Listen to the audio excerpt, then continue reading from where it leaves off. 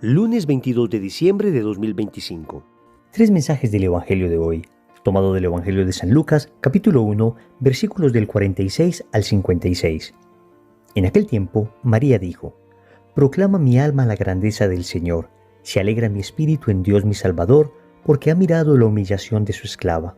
Desde ahora me felicitarán todas las generaciones, porque el Poderoso ha hecho obras grandes en mí. Su nombre es santo, y su misericordia llega a sus fieles de generación en generación. Él hace proezas con su brazo, dispersa a los soberbios de corazón, derriba del trono a los poderosos y enaltece a los humildes. A los hambrientos los colma de bienes y a los ricos los despide vacíos. Auxilia a Israel su siervo, acordándose de la misericordia, como lo había prometido a nuestros padres, en favor de Abraham y su descendencia por siempre. María se quedó con Isabel unos 3 meses y volvió a su casa. Palabra del Señor. Gloria a ti, Señor Jesús. Vamos a meditar hoy 3 mensajes de este Evangelio. Primero, María está llena de la palabra de Dios. Segundo, no solo es pedir, debes alabar. Tercero, llamas a María feliz. Vamos con el primer punto. María está llena de la palabra de Dios. Queridos amigos, la Virgen Santísima concibió la palabra de Dios en sus entrañas, pero antes había concebido la palabra de Dios en su corazón. Escuchen esto.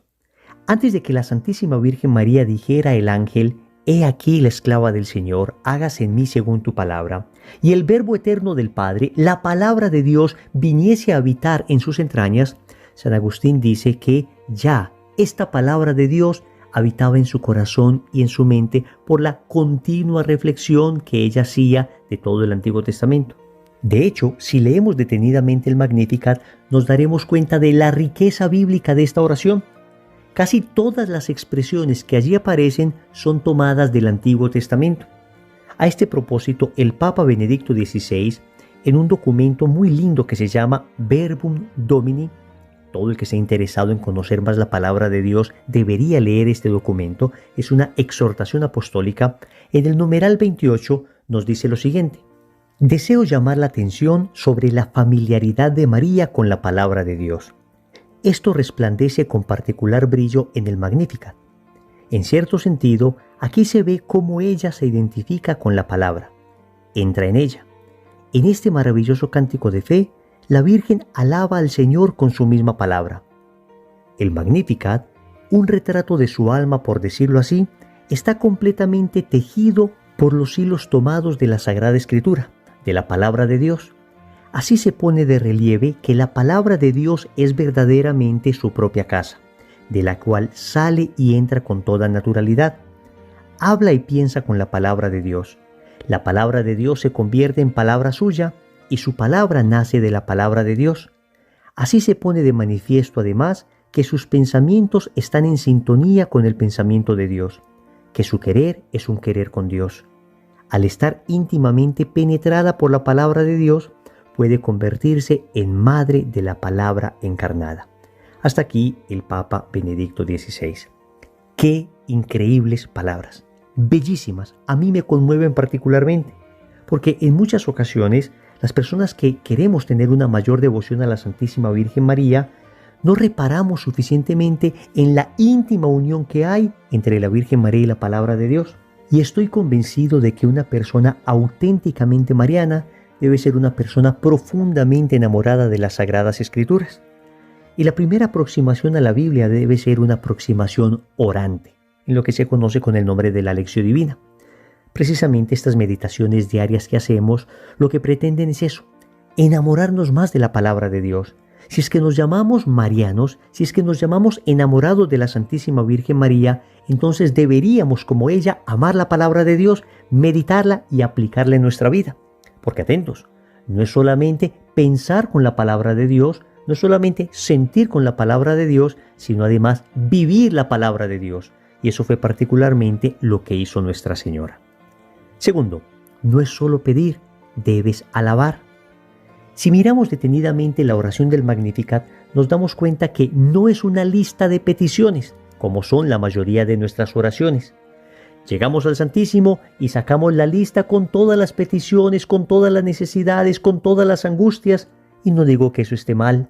El Señor las recibe con brazos abiertos. El Señor nos ayuda en nuestras necesidades. Pero la Santísima Virgen María nos enseña que antes de pedir debemos alabar. Es decir, debemos reconocer la grandeza de nuestro Señor. De hecho, si miramos el Magnificat, está lleno de alabanzas. Y así se refiere a Dios como el Salvador, el Poderoso. Dice que su nombre es santo. Habla de su misericordia que llega a sus fieles de generación en generación. Recuerda las proezas que hace con su brazo. Y así podríamos extendernos en muchas otras alabanzas que la Santísima Virgen María proclama en el Magnificat. Amigo, repito, no es solo pedir en la oración, es reconocer la grandeza de Dios. Después de hacer esto, sí podemos pedir. Pero antes de cualquier cosa, alabemos a Dios, reconozcamos su grandeza. Antes de cualquier cosa, agradezcamos todos los beneficios que nos da. Recordemos el caso de los 10 leprosos que se presentaron a Jesús. Todos ellos fueron sanados, pero solo uno regresó alabando y glorificando a Dios.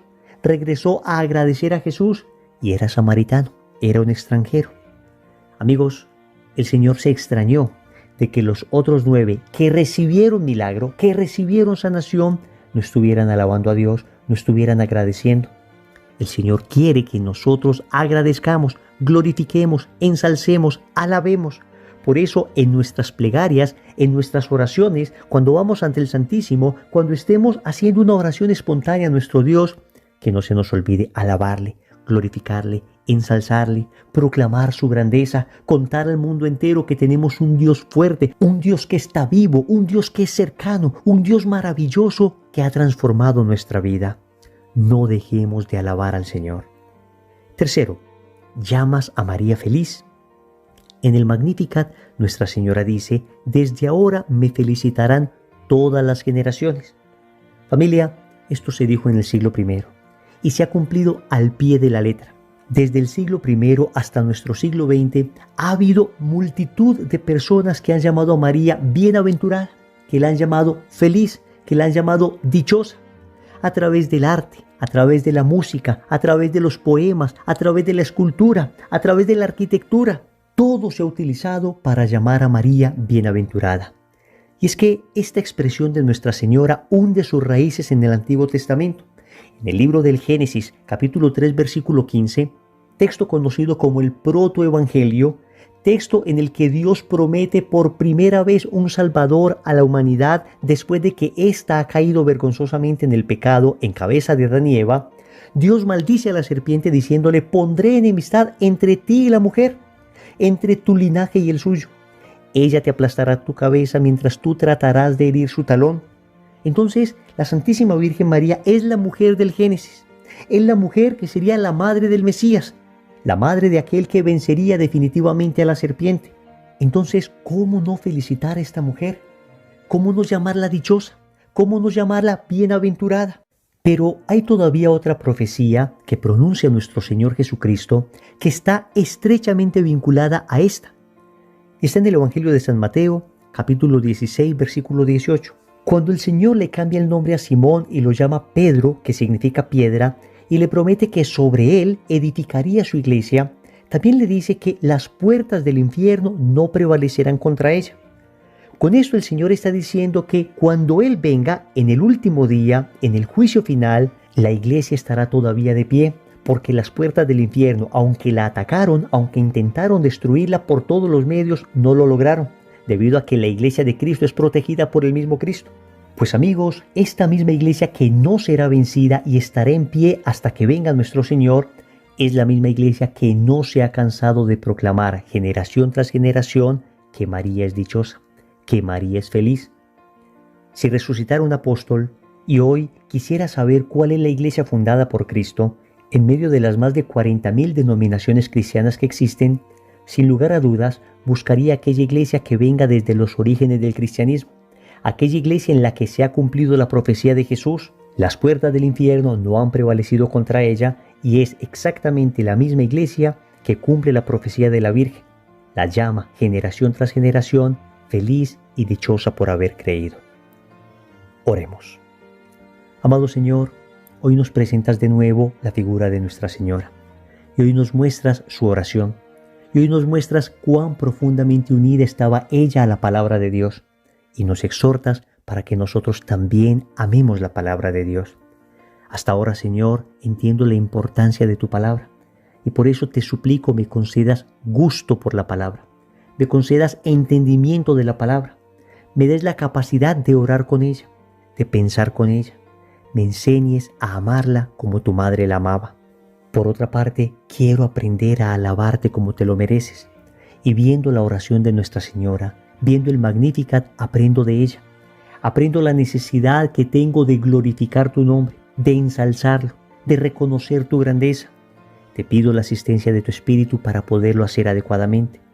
Finalmente, junto con toda la Iglesia y todas las generaciones de cristianos fieles que a lo largo de estos 2000 años de historia han proclamado las grandezas de Nuestra Señora, yo también quiero decir a nuestra Madre que ella es feliz, dichosa, gloriosa por haber creído que en ella se cumplirían las palabras que tú le dijiste. Señor, dame lo que me pides y pídeme lo que quieras. Amén. Recordemos entonces, primero, María está llena de la palabra de Dios. Segundo, no es solo pedir, debes alabar. Tercero, llamas a María feliz. Compromiso. Hagamos el firme propósito de meditar diariamente la palabra de Dios y de orar el Santo Rosario en familia. En el nombre del Padre, y del Hijo, y del Espíritu Santo. Amén.